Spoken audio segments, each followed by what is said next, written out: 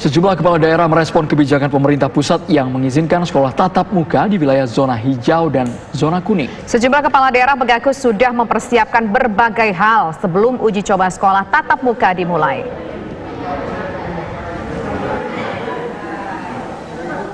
Di Kota Padang Panjang, Sumatera Barat yang berstatus zona kuning, mulai Kamis besok memberlakukan proses belajar mengajar tatap muka untuk tingkat sekolah menengah. Sedangkan untuk sekolah dasar, rencananya pemerintah setempat akan melakukan tatap muka mulai tanggal 18 Agustus mendatang. Seluruh siswa akan dibagi menjadi 2 shift setiap minggunya dan mengkolaborasikan metode belajar daring dan tatap muka. Besok Kamis kita mulai dulu dari pembelajaran SMP. Beberapa pesantren sudah memulai juga. Ini kita inisiasi startnya bersama-sama. Mudah-mudahan kita lihat perkembangan dalam 2 sampai 1 bulan ke depan. Kalau memang ini sudah membaik, kita insya Allah akan memulai pembelajaran SD di dalam sekolah, tapi tentu dengan mengintegrasikan dengan pembelajaran daring dan juga luring. Artinya besok hanya SMP saja? Baik, kami lanjutkan kembali dialog bersama dengan para kepala daerah dan juga Pak Darmaning Tias. Kita ke pakar pendidikan terlebih dahulu. Pak Darmaning Tias, Anda melihatnya bagaimana antara capaian pendidikan dan juga resiko, Pak? Resiko kesehatan anak-anak yang sudah diperbolehkan masuk sekolah di zona hijau dan juga kuning. Pak Darmaning Tias. Sih mungkin masih recommended ya kalau zona hijau. Kalau zona kuning ini saya kira yang memang harus dipertimbangkan betul. Tapi saya kira arahan dari Kementerian Pendidikan dan Kebudayaan kemarin sudah jelas bahwa sekolah dipersilahkan untuk membuka sekolah tatap muka, tapi keputusan terakhir ada pada Pemda, pada kepala sekolah dan komite sekolah maupun pada orang tua. Jadi memang dibuka, tapi ya itu tadi kuncinya pada masing-masing Pemda. Jadi saya kira sudah betul yang dilakukan oleh teman-teman dari daerah tadi, bahwa keputusan akhir itu akan menunggu hasil evaluasi dari masing-masing kecamatan. Cuma mungkin karena ini ada Pak Bupati dari Sumedang yang perlu diklarifikasi kan, 2 hari ini beredar mengenai berita tentang 2 anak sekolah di Sumedang yang terinfeksi virus corona karena dalam perjalanan mau ke sekolah. Sementara Pak Bupati tadi kan mengatakan belum membuka sekolah. Jadi mungkin ada baiknya juga Pak Bupati mengklarifikasi sebenarnya mana, karena bagi saya sebagai pengamat ini kan juga saya jadikan rujukan nih. Oke. Ya, silakan gitu ya. Pak Bupati Sumedang ditanggapi, yang mana yang benar? Apakah betul tidak ada kasus tersebut? Di Sumedang sekali lagi belum membuka tatap muka. Kita baru melaksanakan kajian secara komprehensif berkaitan dengan tatap muka, dan saat ini masih menggunakan 7 metode pembelajaran komplementer.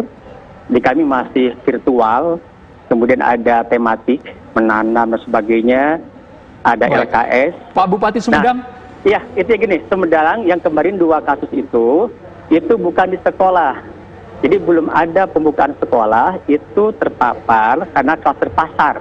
Bukan berangkat pulang sekolah, bukan. Itu terpapar di rumahnya, jadi pelanggan pasar mentransmisi, menularkan kepada anaknya, gitulah. Itu perlu dipertegas, Pak, karena sudah terlanjur yang beredar adalah anak sekolah di Sumedang yang positif COVID-19. Saya tegaskan, Sumedang belum buka sekolah dan 2 anak sekolah yang terpapar bukan karena kegiatan sekolah, bukan karena berangkat atau pulang sekolah, itu terpapar karena dari pasar, hubungan antara pelanggan dengan pembeli, itulah intinya. Pak, tapi kita mau tahu. Itu memang betul salah satu murid sekolah, tapi dalam kegiatan bukan sekolah kenanya. Pada saat itu pada saat itu membantu orang tuanya di pasar atau bagaimana, Pak? Nah, ini hasil tracingnya di rumahnya. Di rumahnya, jadi info yang saya dapatkan itu, pedagang pasar punya keluarga. Nah, ini dari keluarganya. Dari keluarganya yang berkunjung ke rumah yang punya anak tersebut. Jadi kunjungan seorang pedagang pasar yang positif ke keluarganya, ke rumah itu. Jadi posisi terpaparannya di rumah. Dan bukan karena kegiatan aktivitas sekolah. Jadi sekali lagi itu bukan klaster sekolah. Saya ingin tegaskan karena Kemenang belum membuka. Baik, Pak Darmanintias, tanggapannya Pak Darmanintias. Ini artinya penting bagi saya untuk selalu mengklarifikasi berita-berita itu, karena itu kan juga menjadi salah satu rujukan kalau saya akan berpendapat. Jadi saya memahami bahwa kalau belum membuka sekolah berarti memang yang betul yang terkena itu anak usia sekolah tapi di luar sekolah. Nah, tapi kembali lagi pada pertanyaan awal, memang saya kira kalau yang zona kuning perlu sikap kehati-hatian. Nah, saya kira kita bisa belajar dari kasus di Amerika.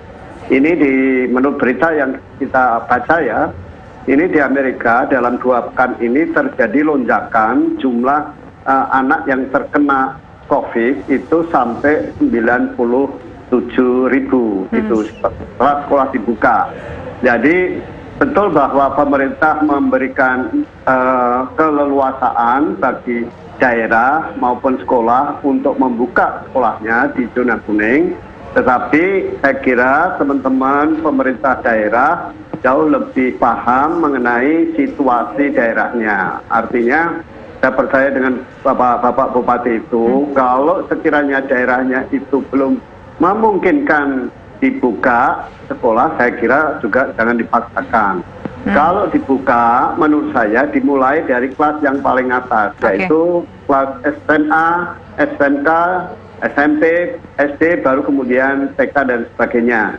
Dan menurut saya juga tidak harus semuanya, tapi mungkin hanya untuk bidang-bidang yang memang perlu penjelasan, misalnya matematik, kimia, fisika, pokoknya eksak lah itu yang mau tidak mau harus memerlukan pemahaman lebih intens kalau melalui tatap muka. Tapi kalau pelajaran-pelajaran yang sifatnya hafalan katakanlah, barangkali itu jauh lebih baik melalui daring. Jadi memang perlu kombinasi gitu. Jadi boleh menyelenggarakan sekolah tatap muka lagi, tetapi satu dimulai dari yang paling atas, dua tetap protokol kesehatannya ya, kan ketiga di blended antara tatap muka dengan daring. Oke, baik. Nah, saya ingin ke kepala daerah dari Karawang dan juga Sukabumi. Ini kan pasti Bapak sudah tahu bagaimana kondisi di daerah masing-masing dan juga sudah dilakukan ataupun tengah dilakukan verifikasi. Sejauh ini bagaimana? Besar kemungkinan akan membuka sekolah-sekolah atau tidak? Silakan ke Karawang terlebih dahulu.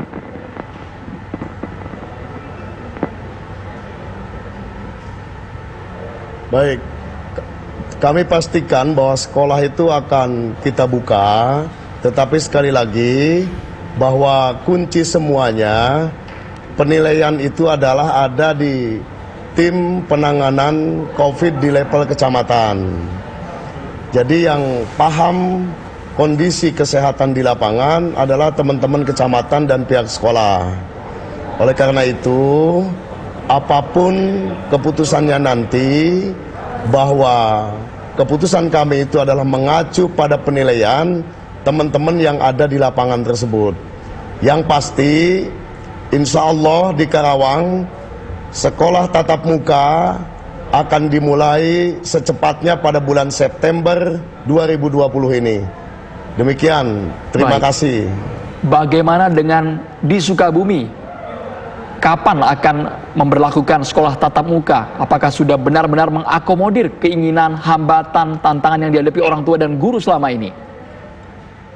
Jadi sebagaimana yang saya sampaikan tadi, bahwa Kota Sukabumi akan mulai melaksanakan pembelajaran tatap muka pada tanggal 18 bagi sekolah yang sudah siap. Itulah sebabnya sebagai bentuk kehati-hatian kami melakukan 2 kali proses verifikasi. Hari ini, kemarin mohon maaf, hari Selasa sampai dengan hari Jumat kami lakukan proses verifikasi yang kedua, melibatkan unsur Dinas Kesehatan, Dinas Pendidikan, PGRI, Dewan Pendidikan, Kementerian Agama, dan juga melibatkan Persatuan Guru Madrasah. Jadi seluruh elemen kami ajak untuk melakukan verifikasi kedua terhadap apa yang sudah dilakukan oleh baik KCD maupun oleh Kementerian Agama. Baik. Nanti hari Jumat ketika kami memutuskan untuk melaksanakan tatap muka dalam sidang pleno, kita lihat dari berbagai aspek. Ketika memang sekolah dinyatakan siap berdasarkan verifikasi akhir ini, maka kami akan buka. Tetapi ketika kemudian dinyatakan belum siap, maka tidak akan kami izinkan untuk melaksanakan tatap muka. Seperti itu. Baik, terima kasih Bapak-Bapak Kepala Daerah Karawang, Sukabumi, dan juga Sumedang atas waktunya bersama kami di program Kabar Petang. Dan terima kasih juga untuk Bapak Darmaning Tias sudah berbagi informasi bersama kami di program Kabar Petang.